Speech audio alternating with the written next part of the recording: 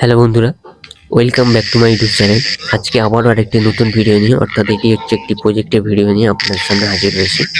তো ভিডিওটি আপনাদের প্রথমে দেখায় যে এটি কেমনভাবে আমি তৈরি করলাম, অর্থাৎ প্রজেক্টটি, এবং এটি কী প্রজেক্ট, তো আপনাদের দেখানোর চেষ্টা করব। এটি সাধারণত একটি মিডিয়াম ওয়েভের রেডিওর প্রজেক্ট, অর্থাৎ আপনারা বাড়িতে খুবই কম খরচে কীভাবে একটি মিডিয়াম ওয়েভের রেডিও বাড়িতে তৈরি করতে পারবেন। তো ভিডিওটি শুরু করা যাক। এটি কত পরিমাণে স্টেশন ভালোভাবে ধরছে আপনারা দেখেই বুঝতে পারবেন যে কত ভালো পরিমাণে সাউন্ড কোয়ালিটি আছে এই রেডিওটি, এবং শুধুমাত্র 1.5 ভোল্টের একটি ব্যাটারির সাহায্যে ভালো পরিমাণে চলছে। 5-6টা স্টেশন ধরতে পারছে আমার দেখে মনে হলো, এবং ভালোই সাউন্ড কোয়ালিটি আছে।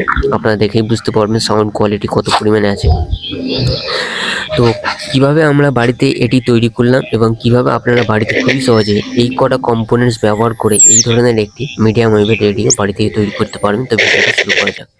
এটি তৈরি করার জন্য আমরা নিয়েছি প্রথমে একটি BC547 ট্রানজিস্টর। আপনারা অনেকেই জানেন যে BC547 ট্রানজিস্টর এটি সাধারণত যে কোনো আমরা ইলেকট্রনিক্সের দোকানে পেয়ে যাব।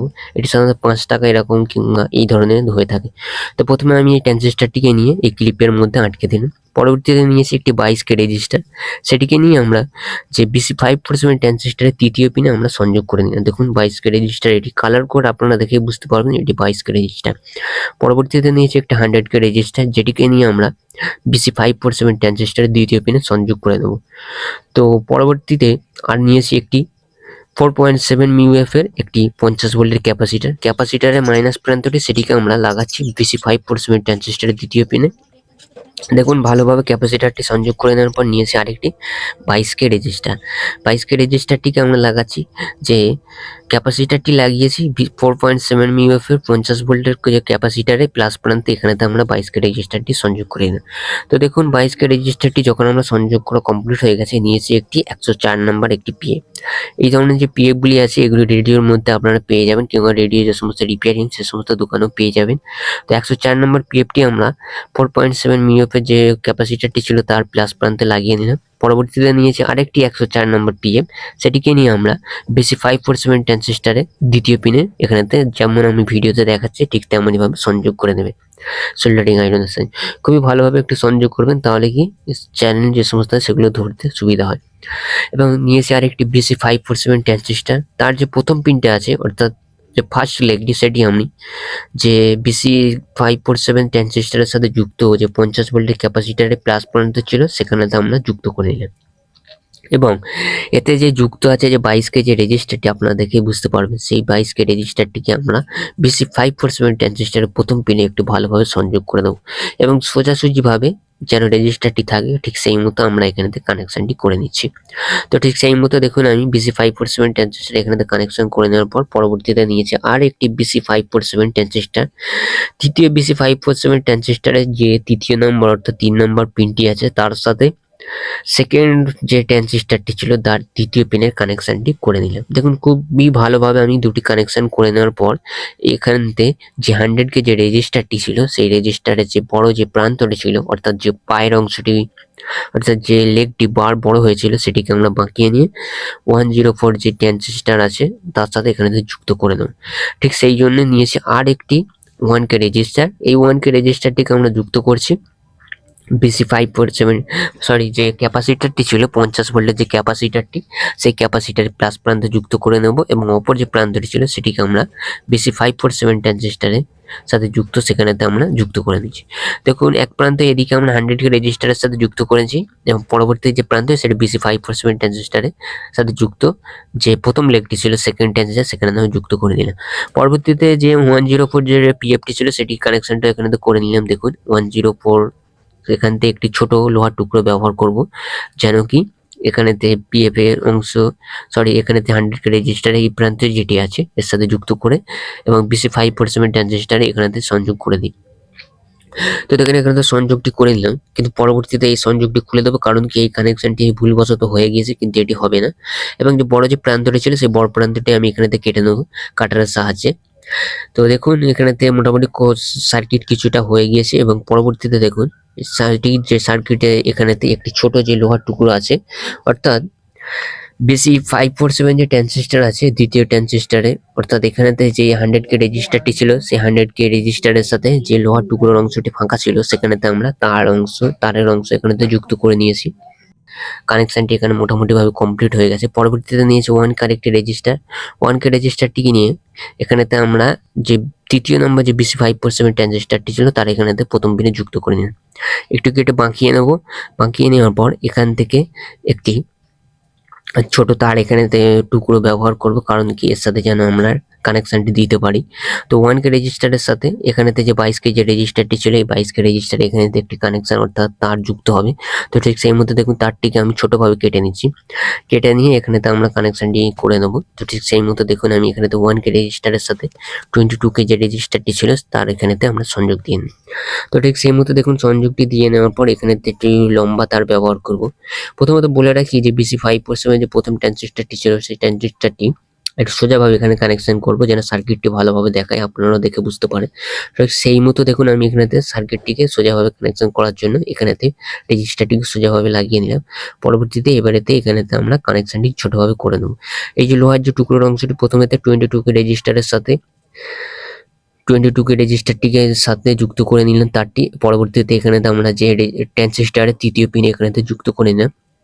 এবারে যে বড় প্রান্তটি আছে সেই বড় প্রান্তটিকে আমরা কাটারের সাহায্যে কেটে নেব।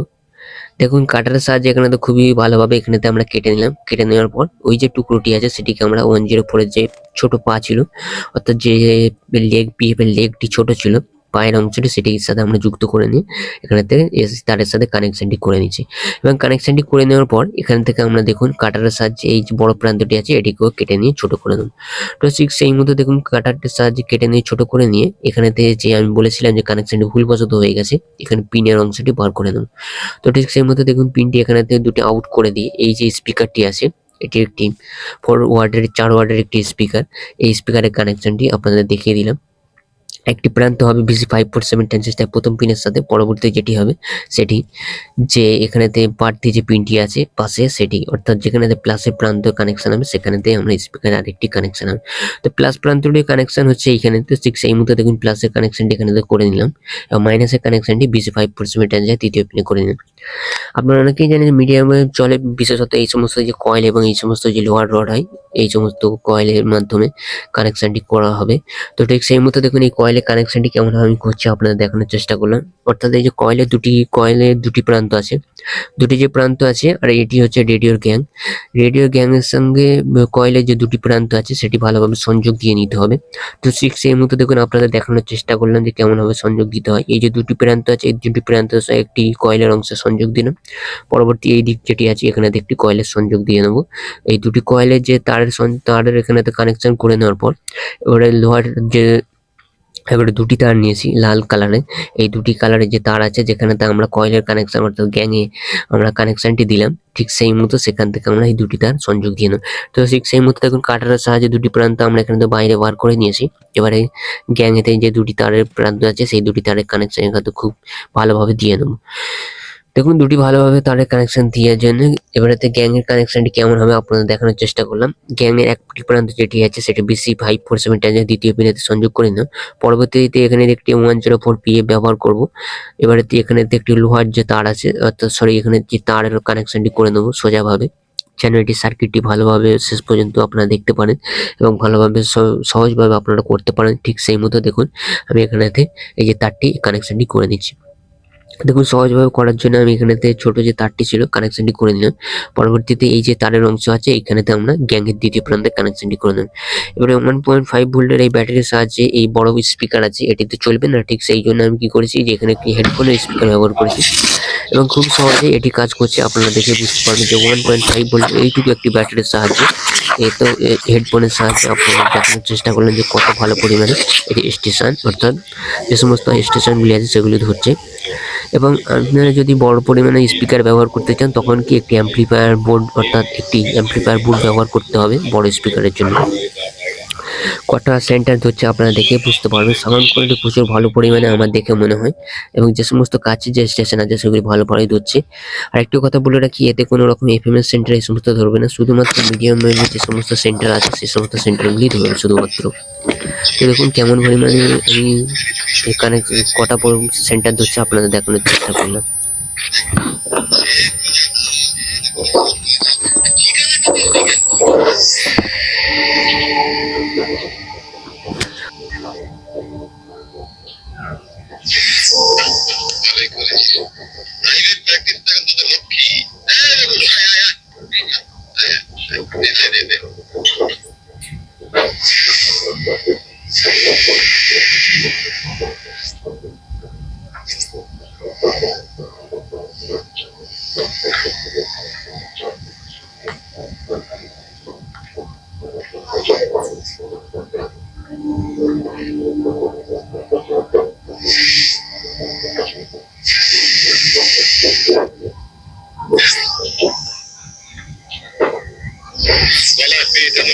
এমনকি মনের রোগ পর্যন্ত পেশেন্টের চলেই হলো মনের রোগ সারে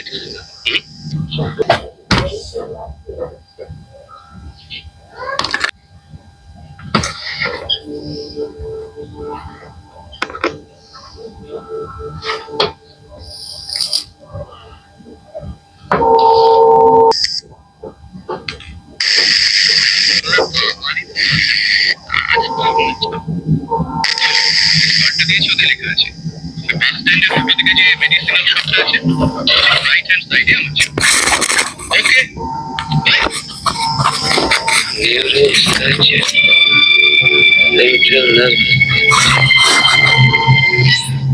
আরেকটি কথা, ভালো পরিমাণে সেন্টার ধরছে, আপনারা দেখে বুঝতে পারবেন যে কত ভালো পরিমাণে সেন্টার ধরছে এবং কেমন কি সাউন্ড কোয়ালিটি আছে আপনারা দেখানোর চেষ্টা করলাম। এবং এই ভিডিওটি এতটুকুই। ভিডিওটি যদি আপনার শিক্ষণীয় কিছু মনে হয় প্লিজ চ্যানেলটি সাবস্ক্রাইব করে পাশে থাকবেন পরবর্তী ভিডিওর জন্য। এবং আমি এই চ্যানেলটি টেস্ট এবং রিপেয়ারিং এর রিলেটেড ভিডিও আপলোড করে থাকি। ভিডিওটি যদি ভালো লেগে থাকে এবং আপনি যদি চান আপনার পরবর্তী বন্ধুদের তাদেরকেও দেখার জন্য শেয়ার করে দিতে পারেন। এবং ভিডিওটি এতটুকু। তো ভিডিওটি যদি আপনি শেষ পর্যন্ত দেখে থাকেন আপনাকে অসংখ্য ধন্যবাদ ভিডিওটি দেখার জন্য। এবং আমি এই চ্যানেলে এই রিলেটেড ভিডিও আপলোড করে থাকি প্রতিনিয়ত।